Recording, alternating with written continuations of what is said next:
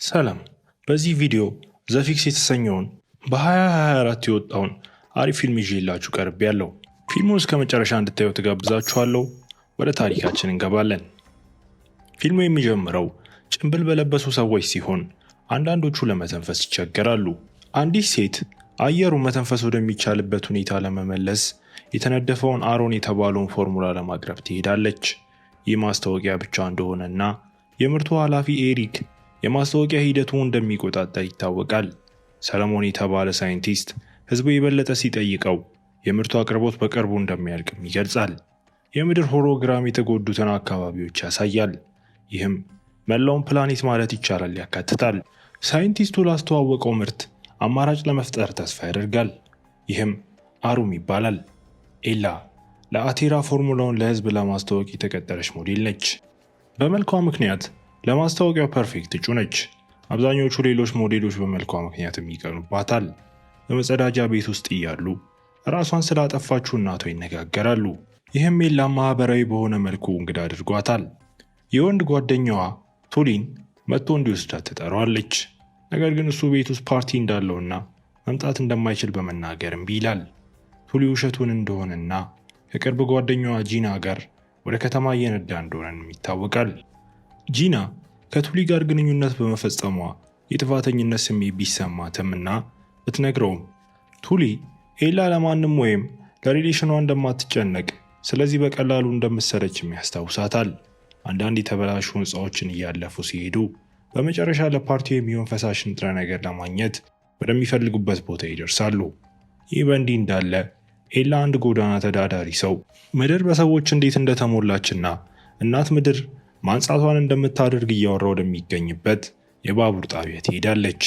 አንዲት ትንሽ ልጅ ከበስተጀርባ ከሚታየው ማስታወቂያ ኤላን ለይታ ታውቃታለች እና ሰዎች እነዚህን ቀናት ስራን ብዛም ስለማያገኙ እድለኛ እንደሆነች ታስባለች። ኤላ በጆሮአቸው በሚለብሱት የኤሌክትሮኒክ መሳሪያ ጂና ጋር ትደውላለች። ስትደውልላት ስልኳን እንዳላነሳች በመናገር ስልኳን ሳታነሳ ስትቀር እንደምትደነግጥ ታስታውሳታለች። ጂና ገላዋን እየታጠበች እንደነበር በመናገር ይቅርታ ትጠይቃለች። ጂና ኤላ ቱሊን በእውነት እንደምትወደው ወይስ ለጨዋታ ብቻ እንደምታቆየው በትክክል ትጠይቃታለች እና ኤላ ስሜቶች አድካሚ እንደሆኑ ተናግራ ጥሪውን ታቋርጠዋለች። ቱሊ ለፓርቲው የሚጠቀምባቸውን እጾች ለመግዛት ይሞክራል። ነገር ግን ሻጩ አቅርቦቱ እንዳለቀ በመናገር ለመሸጥ ፈቃደኛ አይሆንም። ጂና መጸዳጃ ቤቱን መጠቀም እንዳለባት ትናገራለች። ስለዚህ ሻጩ ወደ ውስጥ እንዲገቡ ይፈቅድላቸዋል። ይህ በእንዲህ እንዳለ የቴሌቪዥን ስርጭት የአቴራ ኮርፖሬሽን የምርምር ኃላፊ ኤሪክን ቃለ መጠይቅ ሲያደርግ ያሳያል። ስለ መድኃኒቶቹ እጥረት ሲጠየቅ በቂ አሩም እያመረቱ እንደሆነና በቅርቡ ለህዝቡ እንደሚደርሱም ይናገራል። እንዲሁም ህዝቡ ተጋላጭነትን ለመከላከል አሁንም ጭብል ማድረግ እንዳለበትና አሩም መርዛማ ንጥረ ነገሮችን ብቻ እንደሚያጠፋም ገልጿል። ጂና በመጸዳጃ ቤት ውስጥ ብዙ ጊዜ ትቆያለች። ስለዚህ ቱሊ ሊያያት መሄድ ነበረበት። አንድ ሰው ይከተለዋል እና ሻጩ እንደሆነም ይታወቃል። ስለዚህ ለቱሊ የተወሰኑ እጾችን በድብቅም ያመጣለታል። ቱሊ እየተዘዋወረ ሳለ ሰለሞንንና አጋሩን በአዲስ ፎርሙላ ሲሰሩም ያጋጥማቸዋል። ላዛሩስ የሚባል ደዋይ ስለ ሬድ ዞን አቅርቦት ሲጠይቅ ዜናው አሁንም ቀጥሏል። ሬድ ዞኑ በዓለም ላይ በጣም የተጎዳው ክፍል ሲሆን ውስን መጠን ያለው ፎርሙላም እየደረሳቸው ነው። ኤሪክ ግልጽ ያልሆነ ምላሽ ይሰጣል እና ደዋዩ ስለ ኩባንያው ድክመቶች የበለጠ ጥያቄዎችንም መጠየቅ ይጀምራል። ይህም ኤሪክን ያስቆጣዋል እና ትዕይንቱን ለቆ ይወጣል። ይህ በእንዲህ እንዳለ ሰለሞን ፎርሙላውን በራሱ ላይ የሞከረ ሲሆን መጠነኛ ምላሽንም ያገኛል። ቱሊ ሳይታወቅ ሾልኮ በመግባት ሰለሞንና አጋሩ ሳያስተውሉ ከፎርሙላዎቹ አንዱን መውሰድ ችሏል። ሻጩ ቱሊ የጠየቀውን ሌላ እጽ ይዞም ይመጣል እና ጂናም ከመጸዳጃ ቤት ትወጣለች። ስለዚህ ወዲያውኑ ይሄዳሉ። ኤሪክ ከአባቱ ጥሪ ደርሶት በስርጭቱ ወቅት ስለደረሰው ጥሪ ይጠይቀዋል። የኩባንያው ባለሀብቶች በአሩም አጭር አቅርቦት ምክንያት እየተደናገጡ እንደሆነም ይነግረዋል እና ኤሪክም እሱ ሰውየውን እንደሚይዝ ያረጋግጥለታል። ኤሪክ ወደ ላቦራቶሪው ሄዶ የግል ረዳቱን አንጄላን ላዛሩስ የተባለውን ማንነቱ ያልታወቀውን የቴሌቪዥን ደዋዩን አይፒ አድራሻውን እንድትከታተል ያዛታል። ኤላ ወደ ቤት ስትደርስ የአባቷ ግራፊክስ ጥሪ ሲመጣ የእናቷን ምስልም ትመለከታለች። በሥራ ምክንያት ለንደን ውስጥ እንደቀረና በቅርቡ እንደማይመለስም ይናገራል። ብቻዋን ስትሆን እንደማይወድ ይነግራትና ስለ ጓደኞቿ ይጠይቃታል። ኤላ ማንም ሰው በእውነት እንደማይወዳት ስለሚሰማት ወደ ፓርቲው መሄድ አትፈልግም።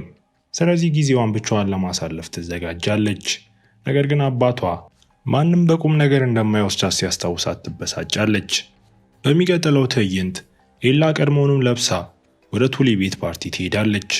ቀደም ሲል ከሳይንቲስቱ የሰረቀውን ፎርሙላ ለማብሰል እየሞከረ ነው እና ጂና እንድትሞክር ይጠይቃታል። ነገር ግን ከወሰደች በኋላ ምን እንደሚያደርግ ስለማታውቅ ትፈራለች። ይህ በእንዲህ እንዳለ ኤላ ወደ አዳራሹ ገብታ ሁሉም ሰው ጥሩ ጊዜ ሲያሳልፍ ታገኛለች።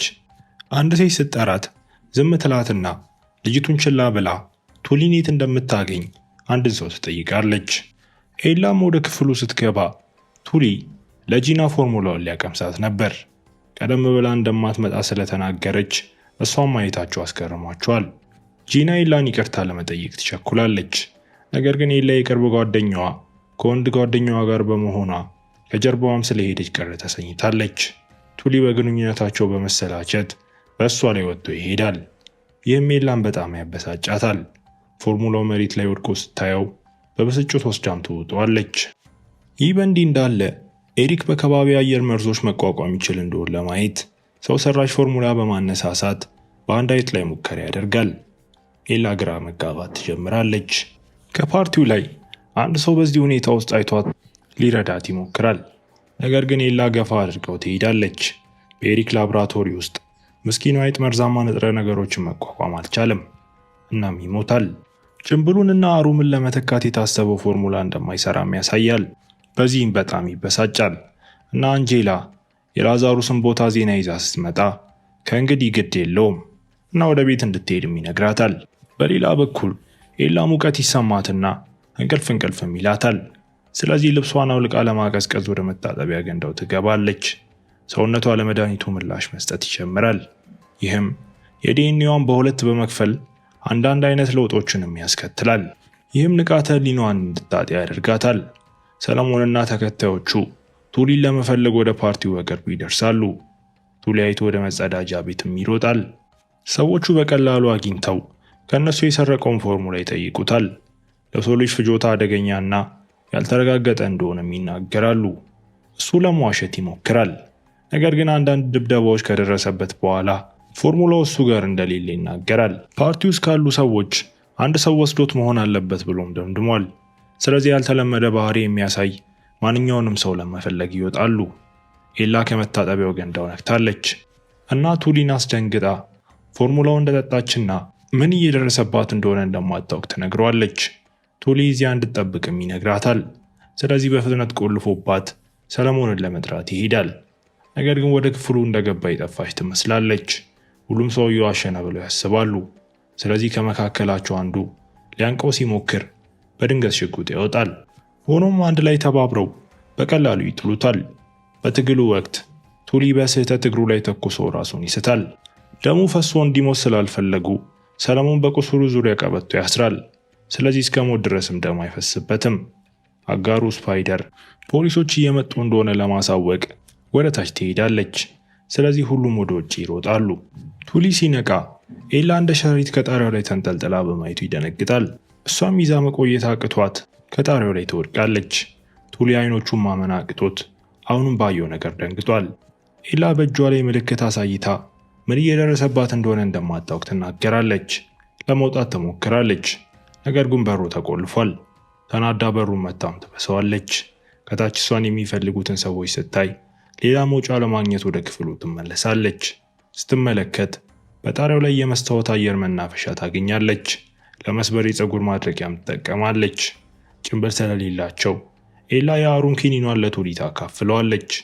ቡድኑ የተሰባበረውን መስታወት ድምፅ ሰምቶ ይከተላቸዋል። ወደ ጣሪያውም ይደርሳሉ እና ቱሊ በስህተት ይንሸራተታል። ኤላ እሱን ለመያዝ ትሞክራለች። ነገር ግን መያዝ ስላልቻለች ወድቆ ይሞታል። ጂና ይህን አይታ ኤላ ቱሊን ገለሻል በማለት ትወቅሳታለች። ኤላ ለማስረዳት ትሞክራለች። ነገር ግን እሷን እያሳደዷት ባሉት ሰዎች ምክንያት ማድረግ አልቻለችም። በፍርሃት ሸሽታ ከዚህ ቀደም የማታውቀው ሰው መኪና ፊት ለፊት ትወድቃለች። ወደ ቤቱ ወስዶ ከእሷ ጋር ለመዝናናት በመፈለግ ወደ እሷ ዘንበል ይላል። ኤላም ነክታ ትገፋዋለች። ነገር ግን ሳታውቅ ከሰውነቷ የወጣ ጥፍር ደሙ እንዲፈስ አድርጎታል። በፍርሃት ኤላ ወደ መታጠቢያ ቤት ትሄዳለች። እዚያም ጥፍሩን ለመቁረጥ መቀስ ትጠቀማለች። ከዚያ በኋላ እርዳታ ለመፈለግም ትወጣለች። ብዙ የታመሙ ታካሚዎች አስቸኳይ እርዳታ በሚፈልጉበት ሆስፒታልም ትሄዳለች። ተረኛዋ ነርስ የመተንፈስ ችግር ስለሌለባት እንድትጠብቅ ትነግራታለች። በቆዳዋ ላይ ያለውን ለውጥ ስታሳያት ነርሷ ወዲያውኑ መገለል እንዳለባት አስባ ደህንነትን ትጠራለች። ኤላ ከደህንነቶቹም ለማምለጥ ትሞክራለች። በታካሚ ክፍል ውስጥ ተሰናክላ በድንገት በእጇ ላይ አንዳንድ ሹል እግሮችም ታበቅላለች። ግድግዳውን በመውጣት ምንም እንዳይለ ታካሚው በእጅ ምልክት ትነግረዋለች። ደህንነቶች ክፍሉን ሲፈትሹ ኤላን ሳያዩትም ይሄዳሉ። እንደ ምስጋና ኤላ ሁሉንም አሩሟን ለታካሚውም ትሰጠዋለች። የፖሊስ ኮሚሽነሯ የክስተቱን ዘገባ እና ምስሎቹን ለኤሪክ ታመጣለች። እሱም ይህ ፕሬሶች ጋር እንዳይደርስ ማረጋገጥ እንዳለባት ይነግራታል እና ለሷና ለቤተሰቧ የህይወት ዘመን አሩም አቅርቦትም ይሰጣታል። ኤላ የቅርብ ጓደኛዋን ለማግኘት ትሄዳለች። አይታ በፍጥነት ወደ ኋላም ትሮጣለች። ለህይወቷ ፈርታለች። ኤላ ፈጣን ናት እና አግኝታ እርዳታ ትለምናለች። ምን ችግር እንዳለባት እንደማታውቅም ትናገራለች። በመስታወት ውስጥ ራሷን ስትመለከት ጥፍሮቿ መውደቅ ሲጀምሩ ሰውነቷ በከፍተኛ ሁኔታ እየተቀየረ እንደሆነም ታያለች። ፊቷም የጭራቅ ፊት እንዳይመስል ሜካፕ ከተጠቀመች በኋላ ኤላ ጂና ስትደውልላት ከሞተ የወንድ ጓደኛዋ ቱሊ ጋር እንደነበረችና ስለመገኘቷ እንደዋሸች ስትረዳ ትበሳጫለች። ይቅርታ ትጠይቃታለች። ነገር ግን ስለ መጥፎ አመለካከቷም ታስታውሳታለች። ሰለሞን ደውሎ ብቻዋን ወደ ተለየ ቦታ እንድትመጣ ይነግራታል። ስለዚህ ሁኔታው መለወጥም ይችላሉ። በመጨረሻ ወደ ቦታው ስትደርስ በሰለሞን ተከታዮች ትታፈናለች። ጂናም ፖሊስ ለመጥራት ትሞክራለች። ኤላ ወንበር ላይ ታስራለች። ነገር ግን ስትነቃ ሰውነቷ ላይ ያለውን ጥፍር ተጠቅማ ራሷን ነፃ ለማውጣት ትችላለች። በጠረጴዛው ላይ የተረፈውን ጥሬ ስጋ መብላትም ትጀምራለች። ሰለሞን ገብቶ ፎርሙላውን የፈጠረው ሳይንቲስት እንደሆነና ሊረዳት እንደሚፈልግ በማስረዳት ሊያረጋጋት ይሞክራል። ይልቁንስ ስፓይደርን ለማራቅ ትተፋባታለች። ይህም ከፍተኛ ቃጠሎና ህመም ያስከትልባታል። ይህ በእንዲህ እንዳለ ፖሊሶች በቅርቡ ይደርሳሉ እና ሰለሞን ስፓይደርን የመጨረሻውን ፎርሙላ ሰጥቶ ኤላን ሳይለቅ መሄድ ስለማይችል እንድትሄድ ይነግራታል። ኤላ ቱሊን በመግደሏ ትታሰራለች እና ሰለሞን በተመሳሳይ ክፍል ውስጥ ስለተገኘና ተባባሪ ተብሎ ስለተሰየመም ከእሷ ጋር ይታሰራል። ከውጭ ኤላ ጂና ምንም ወንጀል እንዳልፈጸመች ለፖሊሶቹ እንድትነግራቸው ትማጸናለች። ጂና ግን ፖሊሶቹን የጠራችው እሷ ነበረች። በእስር ቤቱ ክፍል ውስጥ ኤላ አንዳንድ ሽባ የሆነ ህመም ይሰማት ይጀምራል። ስትመለከት ጆሮዋ ወድቆ እንደ ኤልፍ አይነት አዲስ የተቀየረ ጆሮ ይገለጣል። ጎን ባለው ክፍል ውስጥ ላለው ሰለሞን መድኃኒቱ ወደ ጭራቅ እየቀየራት እንደሆነ ትጮኻለች። ሰለሞን ብዙ ሰዎች የምርቱን በቂ አቅርቦት ማግኘት ካልቻሉ በኋላ እንደሚሞቱ ስለሚያውቅ አሩምን የሚተካ ፎርሙላ እንደፈጠረ ያስረዳታል። በቅርቡ ኤሪክ ገብቶ ኤሪክ ፎርሙላውን ከፈጠሩት ሳይንቲስቶች አንዱ እንደነበርም ይታወቃል። ኤሪክ ኤላን ያያታል እና መድኃኒቱ ምን እንዳደረሰባት ታሳየዋለች። ኤሪክ ጉዳቱን ለመቀልበስ መፍትሄ እንደሚያቀርብላትም ያረጋግጥላታል። ነገር ግን መጀመሪያ ወደ ላቦራቶሪው መሄድ አለባቸው። ይህ በእንዲህ እንዳለ ስፓይደር ሁሉንም ነገር እየተመለከተችና በመጨረሻም ወደ አቴራ ኮርፖሬሽን ትከተላቸዋለች። በተቋሙ ውስጥ ኤሪክ እሷን ለመርዳት እንዴት ማገገም እንደምትችል ለመወሰን አንዳንድ ምርመራዎችን ማድረግ እንዳለባቸው ኤላን አሳምኖ ማደንዘዣ ይሰጣታል። ከምርመራው በኋላ ዲኤንኤዋ በሁለት ግማሽ እንደተከፈለ ያውቃሉ። አንዱ የውጭ አካል ነው። ይህ በእንዲህ እንዳለ ሰለሞን ምርምሩን አሳልፎ እንዲሰጥና በሚሊዮኖች የሚቆጠር ዶላርና ዓመታትን የፈጀውን ታምር እንዴት መፍጠር እንደቻለ እንዲነግራቸው ያሰቃዩታል። ሰለሞን በስግብግብነቱ ምክንያት የሚፈልገውን መልስ ለመስጠት ፈቃደኛ አልሆነም። ኤሪክ አሩም ሊገዙ ለሚችሉ ሀብታም ሰዎች ብቻ እንዲደርስ ለማድረግ ያለውን እቅድ ይገልጻል። የማይችሉት ደግሞ ይሞታሉ። በዚህም ለወደፊት የሀብታም ትውልዶች በቂ ዋስትናንም ይሰጣል። ፎርሙላውን ለመጋራት አብረው እንዲሰሩ ይፈልጋል። ነገር ግን ሰለሞን የእቅዱ አካል ለመሆን ፈቃደኛ አይደለም። ኤሪክ ወደ ኤላ ሄዶ በስርዓቷ ውስጥ ያለው መድኃኒት ሬትሮቫይረስ እንደያዘና ይህም ወደ ለውጡ እንዳመራባት ያስረዳታል። የኩባንያው አሩም በቅርቡ ያበቃል። እና በዲኤንኤ ውስጥ የበለጠ ዘላቂ አቅርቦትን ለመፍጠር ቁልፉን ይይዛል። ጉዳቱን ለመቀልበስ ሊረዳትም አስቧል። ስለዚህ ወደ መደበኛ ሕይወቷ መመለስ ትችላለች እና በምላሹ ሂደቱን እንዲያካሂዱ የሚፈቅድ ሰነድ መፈረም ነበረባት። ከአባቱ ካቴራ ዋና ሥራ አስፈጻሚ ጋር ባደረገው ጥሪ ኤሪክ የኤላን ለውጥ በሌላ ዝርያ ለማድረግ ያለውን እውነተኛ ዓላማ ይገልጻል። ስለዚህ አዲስ የኤአይ መድኃኒት ያልተገደበ አቅርቦት ወደሚገኝበት አዲስ ሕዝብን መፍጠር ይችላሉ። የኤሪክ አባት ሰው ላይ ሙከራ በተለይም በኤላ ላይ እንዲደረግ አይፈልግም። ኤሪክ እንዳይጨነቅም ይነግረዋል። ምክንያቱም ኤላ የወንድ ጓደኛዋን ቱሊን በመግደሏ የምትፈለግ ሴት ናት እና አሁን የፈረመችው ሰነድ ለደህንነት ሲባል እንደጠፋች ለማስመሰል በቂ ነው። ለፖሊስ ኮሚሽነር ለእሷና ለቤተሰቧ የህይወት ዘመን አሩምም አቅርቦት ቃል ገብቶላታል። ሁለት ሳይንቲስቶች ምርት ለማዘጋጀትም ይመጣሉ እና በተመሳሳይ ጊዜ ስፓይደር የደህንነት ፍተሻውን ማለፍ ችላለች። ሰዎቹን ኤላ ንቃተ ህሊናዋን ስታገኝ በድንገት ነክታ ጥቃት አድርሳ ትጎዳቸውና ከቦታው መውጣት ትችላለች። ሰለሞንን ለመፈለግም ትሄዳለች። ይህ በእንዲህ እንዳለ ኤሪክ ልጁን ለመቀበል ወደ አየር ማረፊያው ሲሄድ ኤላ ከህንፃው ለማምለጥ እየሞከረች እንደሆነ ጥሪ ይደርሰዋል። ሰለሞንን አግኝታ መላ ሰውነቷ እየተቀየረ እንደሆነና ወደ ምን እንደምትቀየር እንደምትፈራ ትገልጻለች። እሱ ሊረዳትም ቃል ይገባላታል። ግን በመጀመሪያ ወደ ላቦራቶሪ መድረስ አለባቸው። ስለዚህ ሁለቱ በጠባቡ መንገድ እናም ወደ አየር ማናፈሻ ይሮጣሉ። ስፓይደር ወደ ተቋሙ ደርሳ ቦምብ ትተክላለች እና በህንፃ ውስጥ ያሉትን ሁሉ በ9 ደቂቃ ውስጥ እንዲለቁ ታስጠነቅቃለች። በላቦራቶሪ ውስጥ ሰለሞን በከባቢ አየር መርዞች የማይጎዳውን ኮንስዋን የተባለ የድራገን ፍላይ ዝርያና ዲኤንኤዋ የተዋሃደው በዚህ ፎርሙላ እንደሆነ ያሳያታል። ኤላ እንስሳትን ሳይሆን ለምን በሰዎች ላይ ሙከራ እንደማያደርጉ ትጠይቃለች። እናም ሰዎች ለመኖር አሁንም በጭንብሎችና በአሩም ላይ እንደሚተማመኑም ያስረዳል። ኤሪክ ልጁን ለአንጄላ ወስዶ ልጁን እንድትንከባከበው ይነግራታል። ነገር ግን በቅርቡ ምስኪኑን ልጅ በአባቱ ቢሮ ውስጥ ብቻውን ትተዋለች። ኤሪክ ሁሉንም የደህንነት ኦፊሰሮችን ሁሉ እንዲከታተሉም ያዛል። ከላቦራቶሪው ለማምለጥ እየሞከረች ኤላ የኤሪክ ልጅ ያጋጥማታል። እሱም አይቷት ተረት መስሎታል።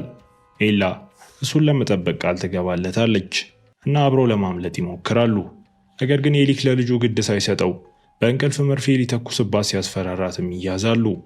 ኤላ በደረጃው ግድግዳዎች ላይ በመዝለል ለማምለጥ ትሞክራለች እና ከሰለሞንና ስፓይደር ጋርም በአሳንሳር ውስጥ ትቀላቀላለች። ከኮርፖሬሽኑ ውጭ ስፓይደር ኤሪክ እና ሰዎቹን አልፋ መንዳት ትችላለች። ነገር ግን መኪናው በደህንነቶቹ በመንገዱ ይዘጋበታል እናም ይገለበጣል። መኪናውን ሲፈትሹ ሰለሞንና ኤላ እንደጠፉ ይገነዘባሉ። ይህ በእንዲህ እንዳለ ኤላ እና ሰለሞን ወደ ከተማው እያመሩ ነው። መዝለል ወደሚኖርባቸው ቦታ ሲደርሱ ሰለሞን ያለሱ እንድትሄድ ይነግራታል እና ለህዝብ ብዙ ፎርሙላዎችን ለማምረት የሚረዳውን ላዛሩስን ለማግኘት መገናኛዎችን ይሰጣታል። ስፓይደር ሰማያዊውን ፎርሙላ ወስዳ ለመኖር ከፈለጉ ሁሉም ሰው ተመሳሳይ ነገር እንዲያደርግ የብሮድካስት መልእክት ታካፍላለች። ኤላ ላዛሩስን በመደበቂያ ውስጥ ማግኘት ችላለች እና የኤሪክ የግል ረዳት የሆነችው አንጄላ እንደሆነችም ይታወቃል። እሷም ማስተር ማይንዷ ነበረች። ፊልሙ የሚያበቃው ኤላ ሙሉ በሙሉ ተለውጣ ክንፎች ስታበቅልም እያየን ነው። እስከ መጨረሻው አብራችሁኝ ስለነበራችሁ አመሰግናለሁ። ለቻናሉ አዲስ ከሆናችሁ ሰብስክራይብ ማድረግ አትርሱ። መልካም ጊዜ።